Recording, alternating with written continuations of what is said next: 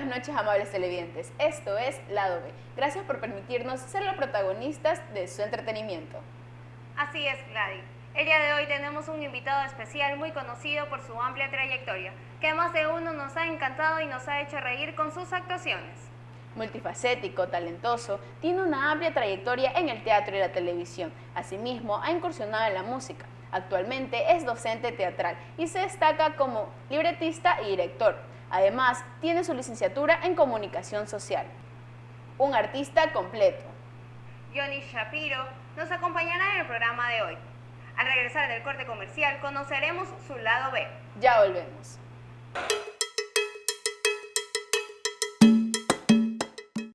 So we can feel forever, yeah, feel together, be real together. No one can stop me when I taste the feeling.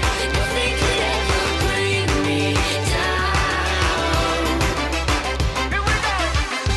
Taste the feeling.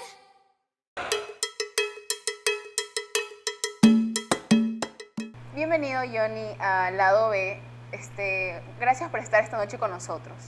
Bueno, el agradecido soy yo. Sabemos que desde pequeño comenzó en el programa Mañana Serán Ídolos, interpretando al niñito, a su canción. Caramba, me he investigado bastante. Quiero saber cómo usted tomó esto, sabiendo que era su primera aparición en pantalla, siendo un niño aún. Todo empezó porque yo vengo de una familia de artistas. Artistas que no han tenido un reconocimiento público, dada pues una circunstancia muy especial por la línea de familia, en el sentido de que mi abuelo era muy celoso, por ejemplo, y no permitía que mi abuela, que tenía una linda voz de soprano, no le permitía que ella cante en público, y así se fue limitando a la mayor parte de la familia. Yo empiezo realmente con lo mío desde que tenía uso de razón. Me subía en la cama de mi madre, ponía una piolita, una sábana, y ese era el escenario. Yo era el presentador, el cantante y toda la cosa. Como soy hijo único, entonces tenía en los cómics, en las revistas de cómics, que en esa época no se llamaban cómics sino de caricaturas, claro. Entonces tenía en estas revistas la motivación para empezar a crear voces y hacer efectos y cosas, y de ese modo fui descubriendo un camino del arte. Entonces cuando ya estuve en la escuela, siempre estaba participando en todo, ¿no? Que había que recitar "Yo tengo una bandera más bonita que el sol", Johnny. Que había que hacer un sketch, Johnny Shapiro. Y así en todo estuve presente, que en el coro, que en la danza folclórica de Montubia, de la Sierra, en fin. Y cuando yo tenía 12 años, había escrito una canción, mi primera canción. Yo terminé la primaria a la edad de 12 años. En esa época los niños comenzábamos a los 7 los estudios de la primaria. Y con motivo de la finalización del periodo primario, de la escuela primaria, yo había escrito una canción de despedida a mis compañeros de la escuela. Y como era una época navideña al mismo tiempo, me inspiré en un niño que estaba viendo en las vitrinas los juguetes, y vino inmediatamente esa inspiración para escribir esa canción. Era la primera vez que yo escribía algo. ¿Se puede? Entonces, voy y participo en Mañana Serán Ídolos, un programa que era conducido por Jorge Asín en Canal 4, estamos hablando de los años 70, y resulta que quedé finalista con una canción de Piero y otra canción de Raymond y José María, y entonces me dicen, bueno, para que grabes una canción, porque el premio era grabar un LP en el que iba un long play para las nuevas generaciones, un disco de vinil de esos grandes, donde todos los participantes estábamos allí presentes con una canción. Entonces me dieron la libertad de escoger el tema, entonces le digo, yo he compuesto una canción. ¿Y tú tan pequeño compusiste una canción? Entonces Mozart era más chiquito que yo y componía. Entonces, perfecto, hágalo. Bien, y es así como nace esta canción que se llama Niñito Peregrino y que la grabamos para IFESA allá por 1970. Esa es la historia de esta canción. Claro. Se puede decir que usted fue un ícono para la teleaudiencia infantil con el personaje Fifiriche en Manzana 12. Bueno, pero eso ocurre ya cuando tenía 40 claro, años. Ya fue después. ¿Qué significó esta comedia para usted? Mucho, porque yo logré cobrarle a la vida, ¿no? Aprendí algo muy lindo, logré cobrarle a la vida lo que la vida me había negado. Muchas veces decimos, ¿por qué no hice esto? ¿Por qué no hice lo otro? Y bajamos los brazos cuando es un tremendo error. Tú sí puedes recuperar lo que piensas que se ha perdido en la vida. Yo no tuve una familia como todo niño hubiera querido tener, con su mamá, con su papá, vivir todos bajo un mismo techo. Mis padres se divorciaron a muy temprana edad, cuando yo tenía una edad muy temprana, y entonces siempre viví esa tristeza que constituye el hecho de que cuando se daba alguna reunión en la escuela solamente iba mi mamá, porque mi papá no iba por la bronca que los dos se tenían, y yo pagaba los platos rotos, ¿no? Algo que pasa frecuentemente en las rupturas familiares. Y todo eso me llenaba de mucho pesar. Tuve una infancia muy triste en ese sentido, pero muy alegre a la vez porque encontré una fabulosa válvula de escape que es el teatro. Y mira tú que pasan los años y cuando ya tenía 40 años me llama Lucho Aguirre para que haga un casting para Manzana 12 y entonces me dice, prepara el personaje y ven a pelearlo. Le digo, perfecto, voy a hacerlo. Y elaboré el personaje en función de lo que yo hubiera querido tener de niño. Y entonces dije, esa es la oportunidad de cobrarle a la vida la niñez que me negó. Y es así como creo a Fifiriche, que hasta tiene un hermano, tiene un perrito, tiene su bicicleta. Nunca tuve bicicleta, no tuve triciclo, no tuve nada. Mi niñez fue muy limitada en lo físico, pero en cambio en la fantasía yo tenía de todo. Claro. Y también podemos decir que después de Manzana 12 viene Sin ánimos de ofender, Sí. donde es diferente porque son dos personajes diferentes, o sea, Pelito Maraca con Fifiriche. ¿Cómo hizo para desarrollar este personaje de Pelito Maraca sin cambiar a Fifiriche, sin cambiar esa imagen de infantil que tenía? Bueno, en realidad no tiene nada de extraordinario.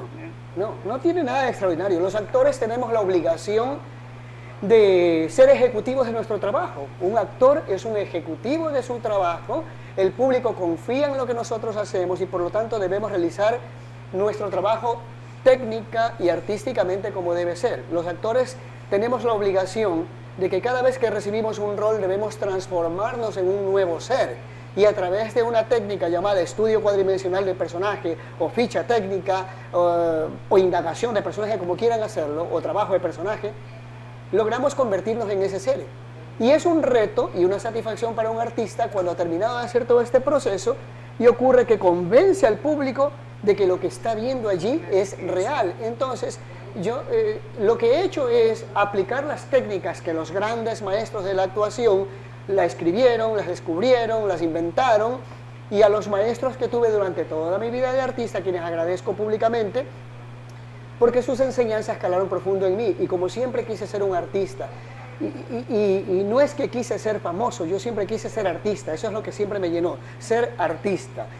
Entonces cumplí con todos los cánones que determina el trabajo profesional de un actor, y es lo único que he hecho, trabajar conscientemente. Los actores somos vendedores de ilusiones.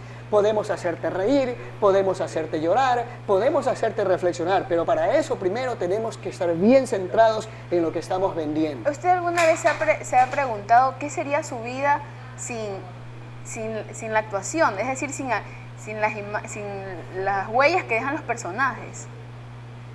Bueno, la verdad es que siempre estuve consciente de que iba a ser artista. Desde muy temprana edad, yo me veía como artista, soñaba con escenarios, soñaba que mi alma brillaba por las luces de las candilejas.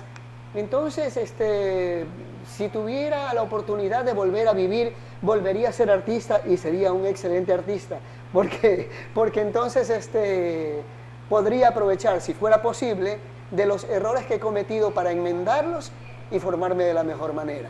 Y qué más que todo, usted que se ha propuesto desde el principio en ser un artista y lo ha conseguido. Bueno, y es así como acabamos y nos vamos a un corte comercial, pero más adelante nuestra compañera María Belén con nuestro invitado en nuestro programa Lado B.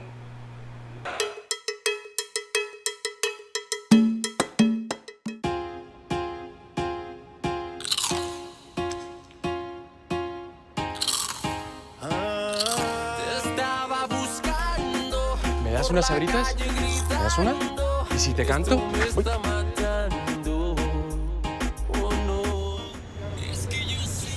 ¿Me das una? Sabritas.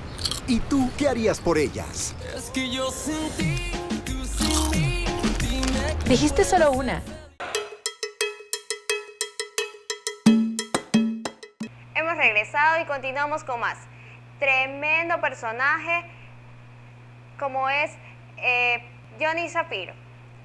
Johnny, cuéntanos, ¿existe alguna idea, personaje que aún no lo has realizado y te gustaría seguir? En realidad nunca me proyecto de esa manera.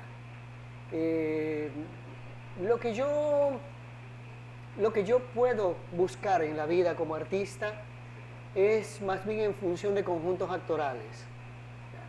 Hoy que estoy inmerso en una nueva faceta de mi vida como director de un grupo universitario, soy director del grupo de teatro de la ESPOL y soy asesor cultural también en ese aspecto. Lo que busco es cumplir con un viejo anhelo. Yo pienso que cuando hablamos de las raíces costumbristas del Ecuador, que cuando hablamos de las raíces culturales del Ecuador, nos hemos estancado demasiado en una sola figura que es don Julio Jaramillo Laurido. Pero ¿qué pasa con el resto? El Ecuador es muy rico, tiene gente formidable que ha escrito cosas extraordinarias. Si solamente tomáramos el pasillo más popular del Ecuador, que es el aguacate en estos momentos, solamente en ese pasillo encontramos que tenemos 3 historias diferentes sobre el origen de ese pasillo. Y bueno, y podemos hablar de mucha gente formidable como La Máquina de Hacer Música, de Alfredo Pareja Díez Canseco, podríamos hablar de Dolores Ventimilla de Galindo, Tránsito a Maguaña. Entonces, yo me pregunto qué está pasando con los medios.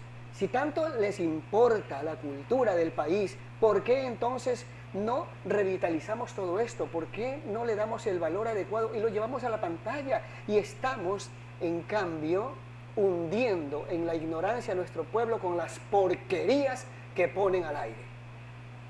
Entonces yo sí estoy preocupado por eso y al haber aceptado este reto, esta valiosa oportunidad en ESPOL, lo primero que hemos hecho es desde ya, porque hay que predicar con el ejemplo, tú no puedes pedir que otros hagan, sino que tienes que hacerlo tú mismo. Acabamos de hacer una puesta en escena sobre la vida del más importante folclorista de la costa como es don Guido Garay Vargas Machuca. Y presentamos una obra y nos dio grandes satisfacciones, el público aplaudió de pie, tuvimos la presencia de los familiares de don Guido Garay, quienes elogiaron el trabajo que hizo el conjunto artístico llamado Grupo de Teatro ESPOL. No estuvo la prensa, porque la prensa lamentablemente no se presenta cuando se trata de actos culturales, ¿ya? Entonces, que sea un llamado de atención, ya que tanto exigen de la juventud. Allí estuvo una juventud haciendo arte y cultura, algo decente, algo que dignifica, algo que le apunta al desarrollo y fortalecimiento de las raíces culturales del Ecuador. ¿Dónde están? ¿Dónde están? Ya es hora que se hagan presentes, porque sí se les mandó la invitación, sí se les notificó. Se ve que no les importa el pueblo. Entonces, ¿de qué crítica social hablamos? ¿De qué lineamiento político hablamos? Johnny, cuéntanos, en tu larga trayectoria, cuéntanos cuál es la que más te marcó en toda tu carrera que has tenido. ¿Cuál fue con la que más te identificas? Bueno, he tenido muchas cosas interesantes, solo que estas por no ser comedia justamente, no han tenido la difusión que se alcanzaron personajes como Fifiriche, como Pelito Maraca, que en lo económico me dieron mucho. Debo ser muy reconocido con la vida y con esa empresa CITV que me dio las puertas en la televisión, me abrió las puertas en la televisión y que me permitió ganar un dinero, me permitió montar un negocio, pero fuera de todo eso, a mí me llenó de mucha satisfacción un personaje que hice de una obra de Ricardo Talesnik que se llama La Fiaca. Yo hice el personaje protagónico, donde presenta un drama humano que mucha gente se pregunta, bueno, ¿y qué ocurre cuando un día lunes tú quieres salirte del sistema, no quieres ir a trabajar y quieres vivir la vida? Yo tuve la oportunidad de vivir esa experiencia con esa obra y créeme, me llenó de muchísima satisfacción.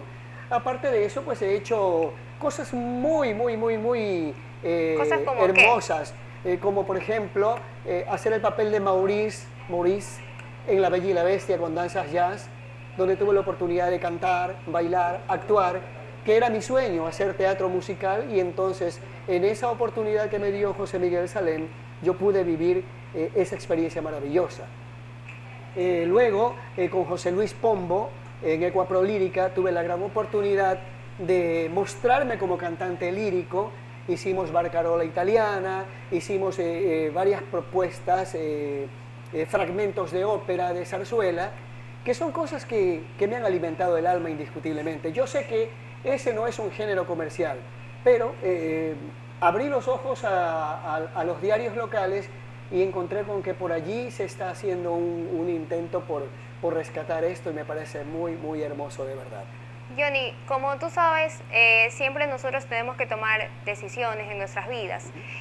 ¿Cuál fue tu mayor sacrificio que tú hiciste en toda tu carrera que has tenido, en todos tus proyectos? ¿Cuál fue el sacrificio que más tuviste? Sí, el más grande indiscutiblemente fue el día en que yo trabajaba en una comedia en el Teatro Candilejas, y cuando llego al teatro me llaman por teléfono para indicarme que mi abuelita había fallecido. Era con quien yo me había criado durante muchos años. Entonces fue un golpe muy fuerte, pero yo tenía que salir a escena. La sala estaba completamente llena, la sala del Teatro Candilejas, para quienes tuvieron la oportunidad de conocerlo, tenía un aforo de 400 butacas.